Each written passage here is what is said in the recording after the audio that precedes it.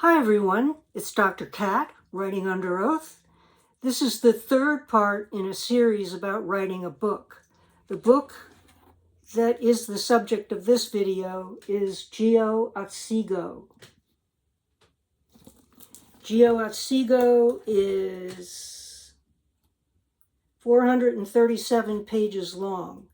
I talked about the categories I had to create in order to write the book. I had to find all the categories of flora and fauna in Otsego County, as I mentioned in, I believe it was the second video. How many categories are there? Well, we go from rocks to weather to waterways, fish, birds, trees, flowers, mammals, arachnids, butterflies, amphibians, reptiles, insects, mushrooms, and mollusks. I think the only category I left out was mold. So if we're talking about a category such as birds, that's where a grouse hit the snow and then took off again. All the photographs are either mine or from a family member or friend. There are 4 poems on each page, and there are 45 pages of birds in the book. And each haiku is numbered. That's a traditional tactic or technique of writing haiku. You number them. So the first one in the category of birds, they are not alphabetical, is an inky black-backed woodpecker. So the poem, each poem contains the name of the bird. It's part of the poem. Inky black-backed woodpecker lives in burn woods, eats wood borer beetles. Another woodpecker, American three-toed woodpecker, drums fast, flakes bark for insects. So what I had to do in order to get all of these birds under the leading category, all the types of birds, was I had to take notes. I took anywhere from a half page to a full page of notes per fauna of birds. Then when I had the notes and I wanted to write the poem, I read through the notes several times and I chose words which I believed were most representative of that kind of bird, which is what you want in any kind of writing. You want to place words that are most representative of the category, whether it's a 3-line poem or a 500-page novel. You want to choose words that are most representative. It's most important the shorter the composition is. Wood duck. Wood duck looks like wet oil 50 feet above ground in a nest box. So this tells you that the wood duck lives in a nest box, which is 50 feet typically above the ground. And when they're wet, they look like oil on the road. Black wires warm, where blackbirds perch in rows. Long lines bow birds' weight wires. Blackbirds typically line up on wires for phones or electricity, and they do that because the wires are warm. So after birds, we have, wow.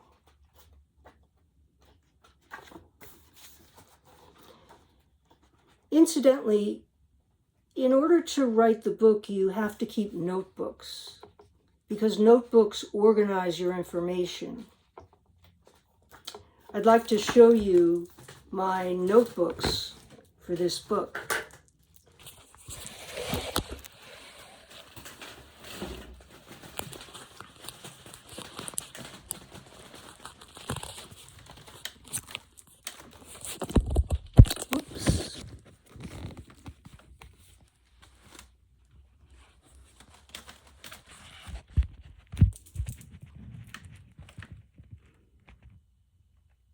is that?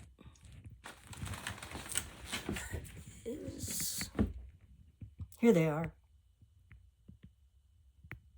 There's probably 50 of them. And I kept them all in the same type of notebook so that I wouldn't be confused running around the house trying to find out which notebook I put the notes in. They're all in the same type and they're all lined up. I'm very organized. You need to be organized. I know some writers, you think they're writers because their offices are piled with papers and books in no imaginable order whatsoever. But the more orderly you are, the easier it is to complete a task.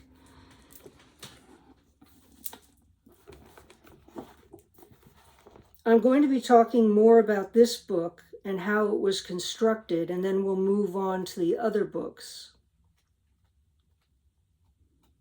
I told you about mollusks in the last video. Isn't that pretty? Brow-lipped snail. That's the type of mollusk. Brow-lipped snail shell adapts landscape colors, shoots love darts, stabs mate. Remember the love darts? This particular snail, the brown-lipped snail, when it moves through the landscape, it takes on the colors of the landscape. That way, of course, it's harder to spot by prey.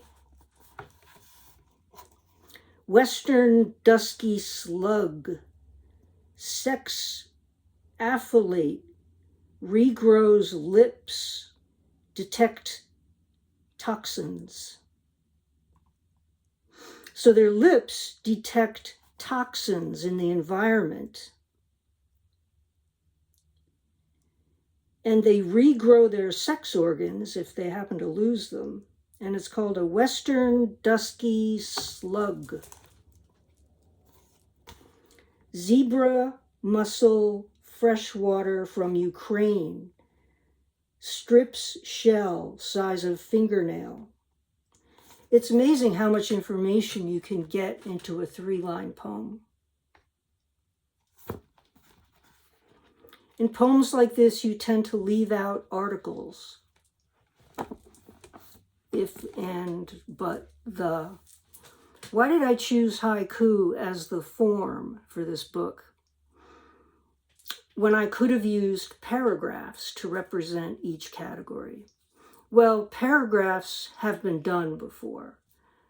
You can look up in any book about flora and fauna and find short paragraphs written about the particular flora or fauna. I didn't want to do that, and I did not want to write long poems. The shorter the poem, the harder it is, but the shorter the poem, the more representative of the animal it really is. Plus, in haiku, there's alliteration, descriptors, rhymes,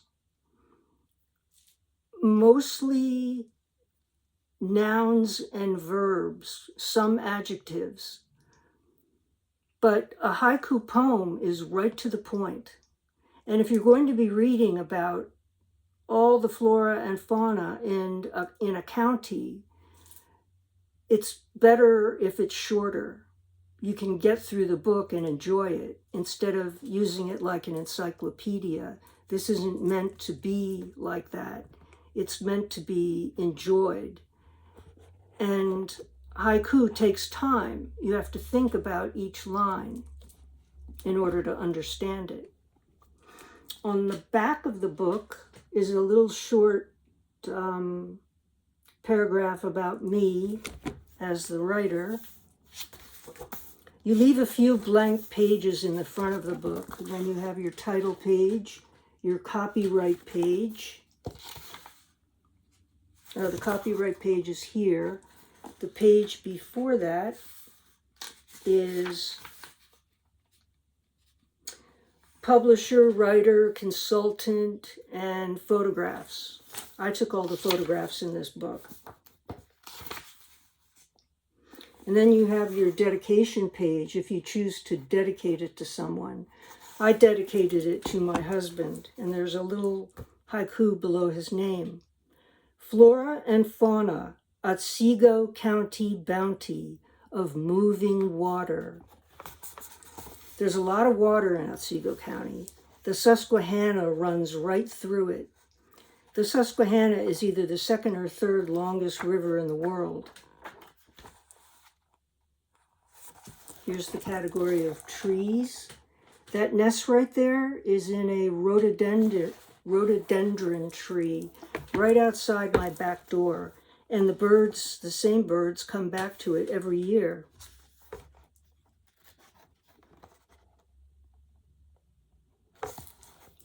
Hard rock sweet maple, rounded dense crown, summer bright, line gray steamy streets. The title of the animal or the plant or whatever it is always in the poem. It is part of the poem. You have to be able to identify it, otherwise this would be meaningless.